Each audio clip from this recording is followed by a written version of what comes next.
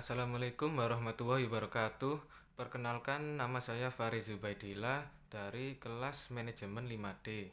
Di video ini saya akan mempresentasikan materi 1-3 dari mata kuliah manajemen rantai pasok. Yang pertama, supply chain management, center of gravity location. Untuk materi yang pertama, supply chain adalah jaringan perusahaan-perusahaan yang secara bersama-sama bekerja untuk memproduksi dan menghantarkan suatu produk ke tangan pemakai akhir. Perusahaan-perusahaan tersebut termasuk supplier, pabrik, distributor, toko atau retail, serta perusahaan pendukung seperti jasa logistik. Ada 3 macam hal yang harus dikelola dalam supply chain, yaitu pertama, aliran barang dari hulu ke hilir. Contohnya bahan baku uang dikirim dari supplier ke pabrik, setelah produksi selesai dikirim ke distributor, pengecer, kemudian ke pemakai akhir. Materi yang kedua, supply chain management. SCM adalah metode, alat atau pendekatan pengelolaannya. Pendekatan yang ditekankan dalam SCM adalah terintegrasi dengan semangat kolaborasi. Supply chain management tidak hanya berorientasi pada urusan internal, melainkan juga eksternal perusahaan yang menyangkut hubungan dengan perusahaan-perusahaan partner. Fungsi SCM bagi perusahaan. 1. Fungsi fisik yang berupa mengubah bahan baku menjadi bahan jadi untuk keperluan konsumen. Hal ini berkaitan dengan berbagai macam biaya fisik seperti biaya pembelian bahan baku, biaya penyimpanan, biaya transportasi, dan sebagainya. 2. Mediasi pasar, di mana menghubungkan perusahaan dengan distributor yang mendistribusikan produk. 3. Untuk memastikan dan mengatur pembiayaan terkait survei pasar, perencanaan produk, dan biaya lainnya di luar pembiayaan fisik. Tujuan pemanfaatan chain supply management dalam bisnis. Yang pertama, menjaga kerjasama di rangkaian jaringan perusahaan. Yang kedua, menjaga kepuasan customer atau pelanggan.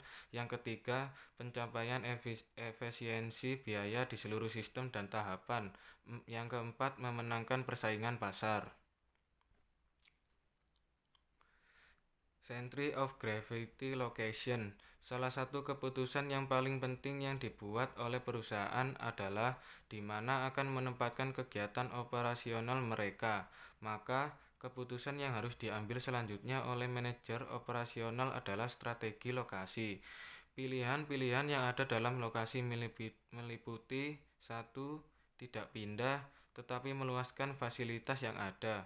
2. Mempertahankan lokasi yang sekarang selagi menambah fasilitas lain di tempat lain. 3. Menutup fasilitas yang ada dan pindah ke lokasi lain. Faktor-faktor yang mempengaruhi lokasi. Yang pertama, 1. Produktivitas tenaga kerja. 2. Nilai tukar dan resiko mata uang. 3. Biaya. 4. Sikap.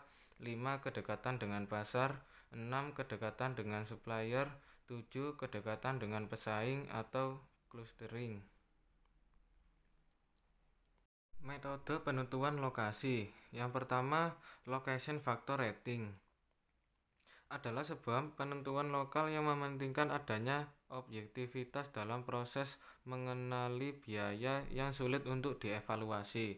Langkah-langkah yang perlu dilakukan dalam location factor rating. 1. Membuat daftar faktor yang berhubungan yang sering disebut faktor kunci sukses. 2. Buat pembobotan untuk setiap faktor yang telah ditetapkan pada langkah 1, yang besar kecilnya tergantung signifikansinya bagi perusahaan. 3. Buat skala penilaian untuk tiap faktor, contoh 1-10 atau 1-100. 4. Menetapkan beberapa alternatif lokal yang dinominasikan. 5. Beri penilaian untuk setiap alternatif lokasi pada setiap faktor dengan menggunakan skala penilaian pada langkah 3. 6. Analisis setiap faktor dengan mengalokasikan bobot untuk tiap faktor dengan penilaian dan jumlahkan hasilnya. 7. Berikan rekomendasi berdasarkan nilai pola maksimal sesuai hasil yang didapatkan.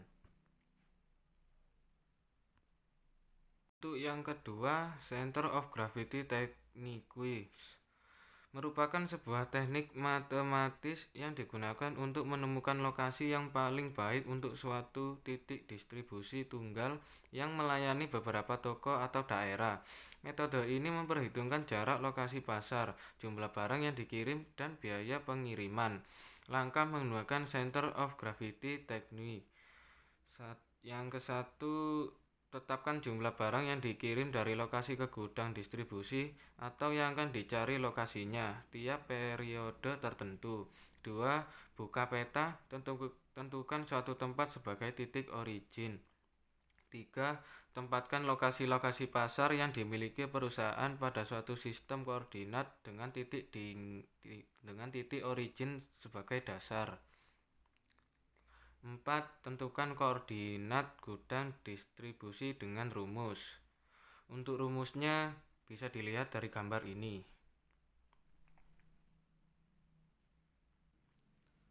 Sekian dari saya. Mohon maaf bila ada penjelasan yang kurang jelas, saya akhiri. Wassalamualaikum warahmatullahi wabarakatuh.